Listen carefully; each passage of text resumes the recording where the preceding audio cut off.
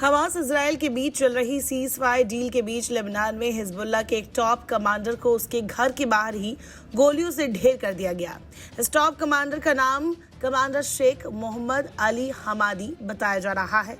Lebanon की बेका घाटी के मजघरा इलाके में उनके घर के बाहर गोली मारकर हत्या कर दी गई। रिपोर्ट के मुताबिक अज्ञात बंदूकधारियों ने हमादी पर 6 गोलियां चलाई।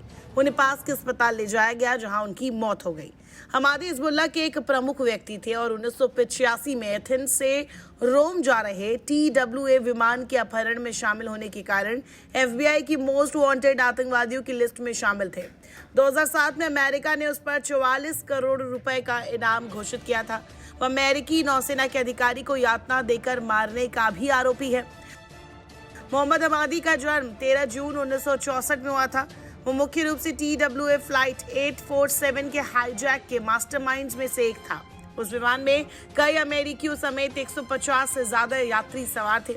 उसे जर्मन अदालत ने डकैती, हत्या और विस्फोटकों के कब्जे के लिए दोषी ठहराया था। उसे 1987 में आजीवन कारावास की सजा हुई थी, लेकिन 19 साल जेल में बिताने के बाद 2005 में वो पैरोल पर रिहा किया गया। उसे अमेरिकी न्याय विभाग ने भगौड़ा घोषित किया था।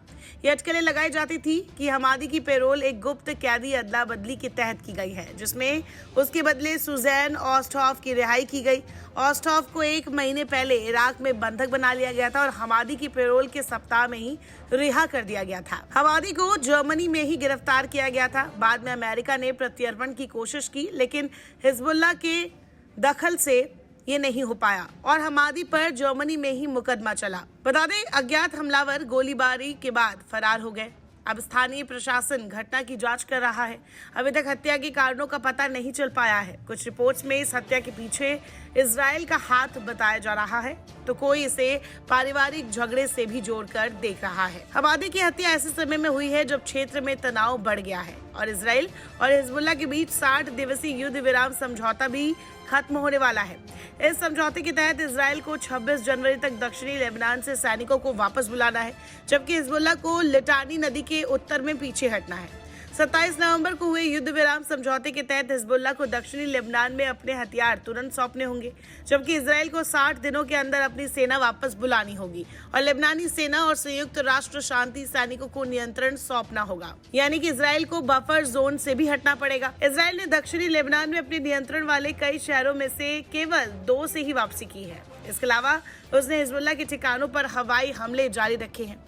इस समूह पर रॉकेट लॉन्च करने और हथियारों को जब्त करने और नष्ट करने से बचने के लिए उन्हें दूसरी जगह ले जाने का आरोप लगाया गया है।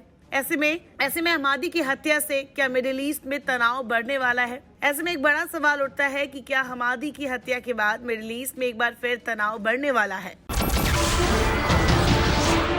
नमस्कार, मैं हूं मानक गुप्ता। अगर आपको हमारा ये वीडियो पसंद आया हो तो इसे लाइक और शेयर जरूर करें और हाँ, हमें सब्सक्राइब और फॉलो करना ना भूलें ताकि आप देश और दुनिया की कोई खबर मिस ना करें। तो जुड़े रहिए हमारे साथ और देखते रहिए न्यूज़ 24।